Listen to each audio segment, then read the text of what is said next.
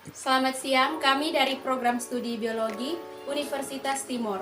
Tujuan kami membuat video ini untuk memenuhi tugas mata kuliah Ekologi Mangrove.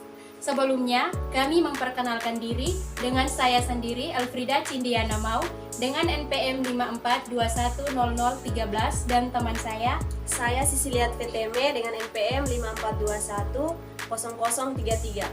Saya Dewinda Selvina Manek dengan NPM 54210032.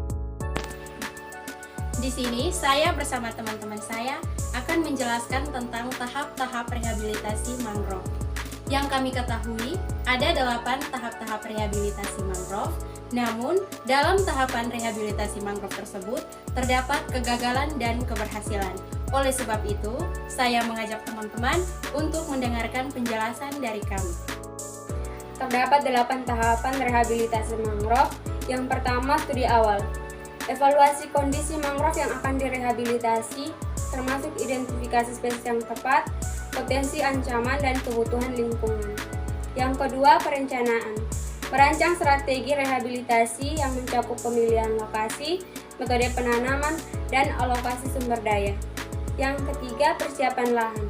Persiapan fisik dan kimia lahan untuk mendukung pertumbuhan mangrove, termasuk pembersihan area dan drainase. Yang keempat, pengadaan bibit. Pengumpulan atau penanaman bibit mangrove yang sesuai dengan spesies lokal dan kebutuhan lokal dan kebutuhan lingkungan. Yang kelima, penanaman. Penanaman bibit mangrove sesuai dengan desain yang telah direncanakan untuk memperhitungkan pola penanaman yang sesuai dengan kondisi lingkungan.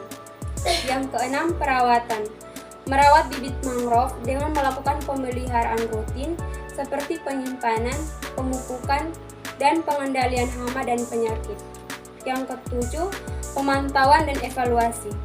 Melakukan pemantauan berkala terhadap pertumbuhan mangrove, kesehatan ekosistem, dan dampak rehabilitasi terhadap lingkungan dan masyarakat lokal.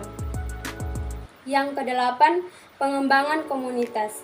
Melibatkan masyarakat lokal dalam proses rehabilitasi, memberikan pendidikan dan pelatihan tentang pentingnya mangrove, serta mendorong partisipasi aktif dalam pemeliharaan dan perlindungan lingkungan.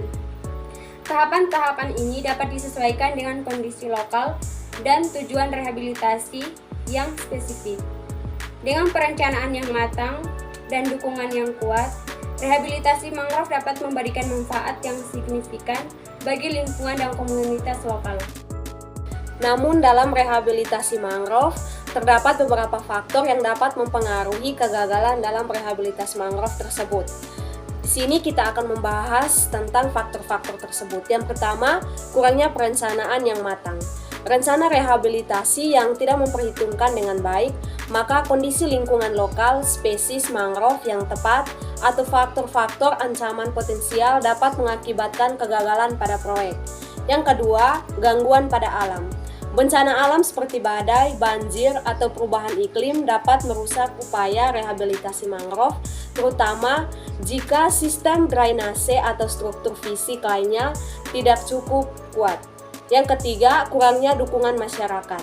Keterlibatan dan dukungan masyarakat lokal sangat penting untuk dapat menyukseskan jangka panjang rehabilitasi mangrove. Tanpa partisipasi aktif dari komunitas lokal, pemeliharaan dan perlindungan mangrove dapat menjadi sulit untuk dilakukannya.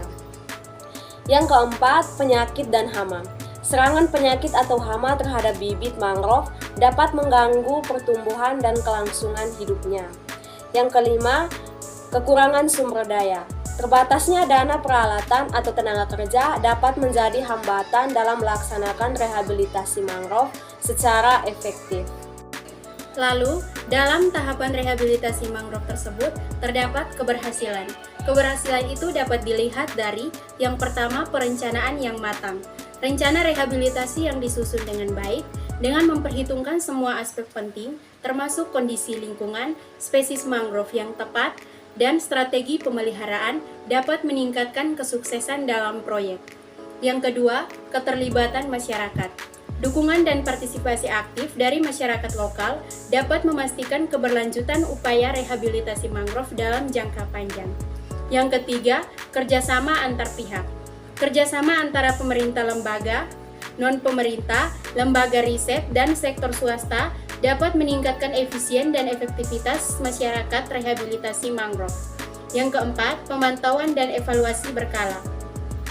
Pemantauan rutin terhadap pertumbuhan mangrove, kondisi lingkungan, dan dampak rehabilitasi membantu dalam menentukan keberhasilan proyek serta mengidentifikasi masalah yang muncul secara dini. Yang kelima, edukasi dan kesadaran lingkungan. Program edukasi yang efektif tentang pentingnya mangrove bagi ekosistem dan masyarakat lokal dapat meningkatkan kesadaran dan kepedulian sehingga mendukung upaya rehabilitasi.